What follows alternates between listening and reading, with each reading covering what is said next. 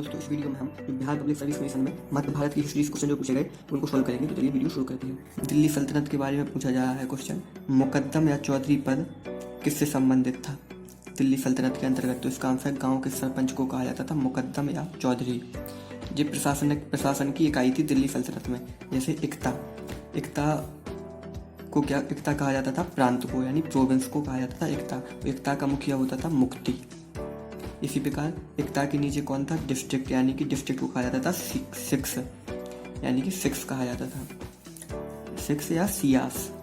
तो उससे या सिक्स के मुखिया क्या होता था? सिकदार। सिक्स के नीचे क्या होता था? परगना जो आजकल की तहसील है, परगना का मुखिया होता था अमील।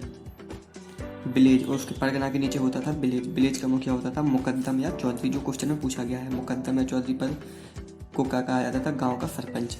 तो अगला क्वेश्चन है, तबकात-ए-अकबरी के लेखक कौन है? तो तबकात-ए-अकबरी के लेखक है ख्वाजा निजामुद्दीन अहमद। तबकात-ए-अकबरी, ये क्वेश्चन पूछे गए हैं सीधे। अगला क्वेश्चन पूछा गया है, फुतुहात-ए-आलमगीरी के रचयिता कौन है? तो इसके आंसर है ईश्वर दास नागर। फुतुहात-ए-आलमगीरी। अगला क्वेश्चन है, गेट ऑफ मक्का मुगल काल में किसे कहा जाता था? सूरत के बंदरगाह को गेट ऑफ मक्का कहा जाता था। दोस्तों ऊपर का क्वेश्चन है फुतुहात-ए-आलमगीरी, ये औरंगजेब के विषय में लिखी गई है। अगला क्वेश्चन देखिए, युद्ध में तोपों की शुरुआत पहली बार किसने की? तो इसका आंसर है बाबर ने पानीपत के प्रथम युद्ध में तोपों की पहली बार शुरुआत किया था। मतलब तैयार थी तुगलमा पद्धति और उस्मानी पद्धति। तुगलमा और उस्मानी पद्धति। उस्मानी पद्धति का मतलब है जो तोपें होती, तोपों को सजाने की प्रथा, method of decorating the cannons, यानी तोपों को सजाना। अब अगला क्वेश्चन देखिए, फारसी त्योहार नौरोज की शुरुआत किसने की? तो इसका आंसर बलबन ने। फारसी त्योहार नौरोज की शुरुआत की बलबन ने। और इसे बंद किसने किया था? तो बंद किया था औरंगजेब ने।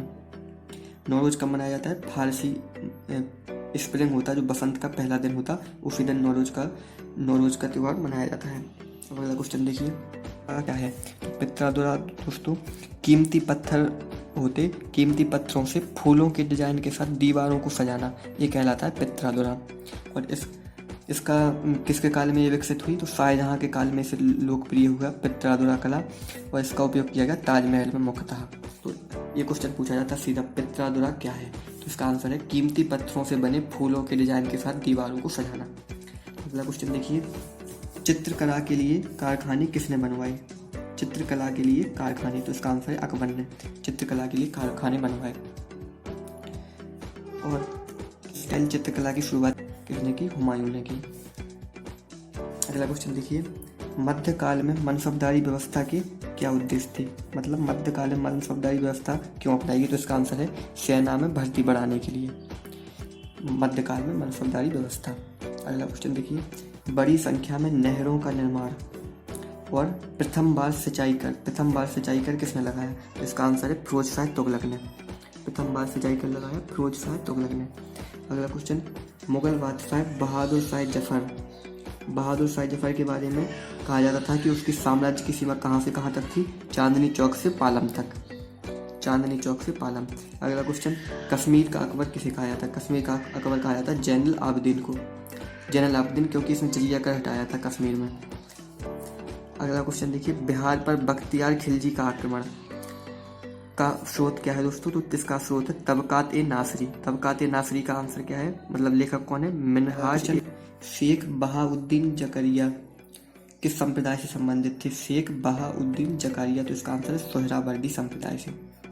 अगला क्वेश्चन है, किसने कहा कि अकबर के समय में इलाहाबाद में 40 स्तंभों के महल का निर्माण करने के 5000 से 20,000 लोगों ने 40 वर्षों तक कार्य किया? इसका आंसर है विलियम फिंच। दोस्तों कभी कभार ऐसे क्वेश्चन पूछ लिए जाते हैं।